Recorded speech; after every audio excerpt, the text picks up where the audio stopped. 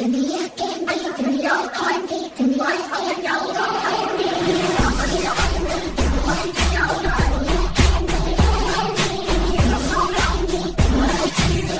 যেভাবে দুটো মিষ্টি মুখে ভরে নিল, সত্যি বলছি দেখে খুব ভয় লাগছে। এত বড় মিষ্টি আমার মনে হয় না যে কোনো ছেলের কাছে আছে। তাহলে তার কি অবস্থা হবে যে কিনা এই ম্যাডামের হাজবেন্ড হবে। এটা হলো মেয়েদের আসল রূপ, মানে একদম রস বের করে দেবে। তোমরা একটা কথা ভাবো যে একটা মানুষ কতদিন না খেয়ে থাকলে এভাবে খেতে পারে। তাহলে 19 থেকে 20 বছর পর্যন্ত কোনো মিষ্টি, মানে কোনো বয়ফ্রেন্ডের বা স্বামীর মিষ্টি না খেয়ে থাকার পরে কিভাবে খেতে পারে। অবশ্য এখন এরকম মেয়ে পাওয়া যায় না যে বিয়ের আগে বয়ফ্রেন্ডের মিষ্টিতে একবার হলেও স্বাদ গ্রহণ করেনি। আর পেছনে কাকুকে একবার দেখো, কাকুর এই মিষ্টি খাওয়া দেখে কাকুর নিজের মিষ্টি মাথায় উঠে গেছে।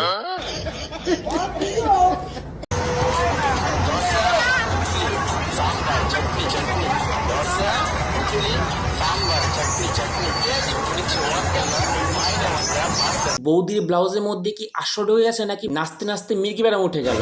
এই মেলার মধ্যে কিভাবে নাচানাচি করে না, এটা কি নাচ বলে না, এটা হলো সার্কাস খেলার। মেলার মানুষ যে বৌদিকে লাথি মেরে একে বের করে দেয়নি এর ভাগ্য ভালো। মেশিনে বৃষ্টি পাতা না লাগলে কেউ এমন করে না। তবে যাই বলো না কেন, দাদা কিন্তু প্রচন্ড ভালো মানুষ। আমি দাদার জায়গায় থাকলে পেছন দিয়ে লাথি মেরে সাম্বার চাটনি সবকিছু পেছন দিয়েই বের করে দিতাম।